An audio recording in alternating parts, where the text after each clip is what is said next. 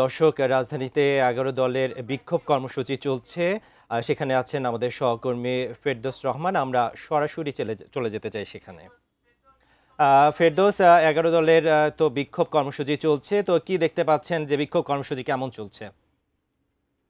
সেখানে তারা বলেছেন যে এই যে গণরায় বা যে জুলাইয়ের দুটি ভোট হয়েছিল জুলাই আন্দোলনের পরে, সেই দুটি ভোটের মধ্যে একটি ছিল সংবিধান সংস্কারের পক্ষে।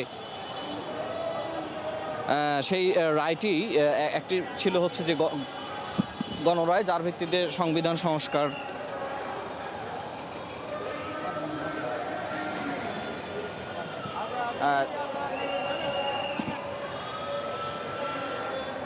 বান্না নিশ্চয়ই শুনতে পেয়েছেন আমাকে। এর আগে বলছিলাম যে গণরায়ের ভিত্তিতে সংবিধান সংস্কারের যে দাবিটি উঠেছে, সেই দাবিতে এই প্রথম কিন্তু ১১ দল রাজপথে বিক্ষোভ মিছিল করলো। মিছিলটি অনেক দূরই চলে গেছে, আমরা এখানে দাঁড়িয়ে রয়েছি।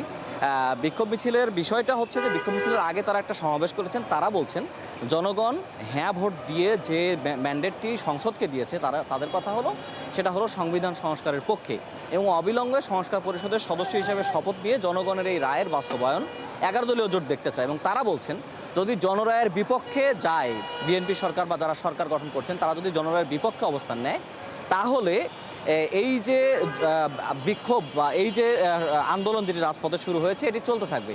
এবং জামাত নেতা এটিএম আজহারুল ইসলাম এখানে সভাপতিত্ব করেছেন। তিনি বলেছেন যে রাজপথে জনগণের আন্দোলন কখনোই ব্যর্থ হয়নি এবং ভবিষ্যতেও এটা হবে না।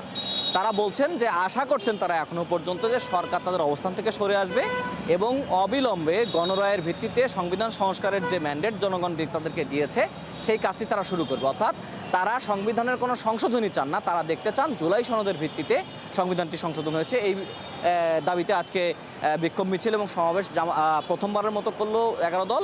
এবং তারা বলছে যদি সংসদে সুরাহা না হয়, এরকম বিক্ষোভ মিছিল এবং সমাবেশ তাদের চলতে থাকবে এবং তারা প্রয়োজনে এই সরকার পতনের আন্দোলনের দিকে তারা ধীরে ধীরে এটিকে নিয়ে যাবেন। এবং তারা বলছেন যে জুলাইয়ে মানুষের যে দাবি ছিল, জনগণের যে দাবি ছিল, সেই দাবি থেকে ১১ দল জনগণের দাবি আদায় করতে কখনোই পেছু পা হবে না।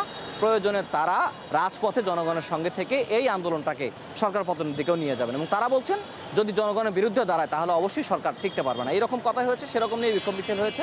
বিক্ষোভ মিছিলটি এখন নাইটিঙ্গেল মোড়ের দিকে এগিয়ে গেছে, সেখানে গিয়ে বিক্ষোভ মিছিলটি শেষ হবে।